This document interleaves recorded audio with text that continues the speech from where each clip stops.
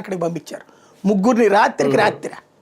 అంటే అది ఎవిడెన్షియల్గా ఉండాలి. అప్పుడు కాంగ్రెస్ గవర్నమెంటే కదా ఉంది 2009లో, రాజశేఖర రెడ్డి గవర్నమెంటే కదా ఉంది, సెంటర్లో కూడా కాంగ్రెస్ ఉంది.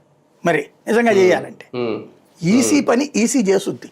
ఇక్కడ జరిగింది ఏంటయ్యా అంటే వీళ్ళు అసలు కేంద్ర బలగాలు కూడా ఆడుకుంటుంటే ఏం చేయాలి, అక్కడ పక్కన పెట్టారు. అది ప్రతి రాష్ట్రంలో జరుగుతుంది ఎన్నికలప్పుడు. దాన్ని ఇవిడ ఎక్సాగరేటెడ్గా చెప్తోంది. కాంగ్రెస్ పాలిత రాష్ట్రంలో జరగలేదా? ఖచ్చితంగా జరుగుతుంది. ఎవడో నా కాంగ్రెస్ ఉన్నప్పుడు జరగలేదా?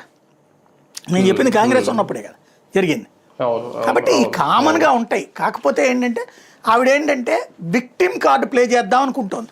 ఒకప్పుడు ఇందిరాగాంధీ ఎట్లయితే ఎమర్జెన్సీ పెట్టి దేశంలో అల్లకల్లోలం చేసి ఆ తర్వాత ఓడిపోతే జనాలు ఓడగొడితే దాన్ని కవర్ చేసుకోవడానికి ఆవిడని అంటే ఆ తప్పులు చేసినందుకు అరెస్ట్ చేస్తే ఆ అరెస్టుని పెట్టి విక్టిమ్ కార్డు ప్లే చేసి మళ్ళీ అధికారంలోకి వచ్చింది కదా. ఆ ఇందిరాగాంధీ వ్యూహం ఇప్పుడు ఇవిడ ఫాలో అవుతుంది. అది కనబడుతుంది మనకి. బెంగాల్పేట మీద కూర్చోబోయేది ఎవరు? ఒక మహిళా ముఖ్యమంత్రి మొన్నటి వరకు ఉన్నారు 15 ఏళ్లుగా, మళ్ళీ ఇప్పుడు ఒక మహిళనే తీసుకొచ్చే అవకాశం ఉంది అనేది ఎంతవరకు? అట్లాంటి రాజకీయాలు నాకు తెలిసి బీజేపీ చేస్తాను నేను అనుకోను. ఈ సెంటిమెంట్ ప్రకారం ఎట్లా చేద్దాం అన్నది. ఇప్పుడు యోగి ఆదిత్యనాథ్ పేరు అంతకుముందు ఎవడన్నా విన్నారా? లేకపోతే ఇప్పుడు గుజరాత్ ముఖ్యమంత్రి పేరు ఎవరో మనకు ఐడియా ఉందా పెద్దగా?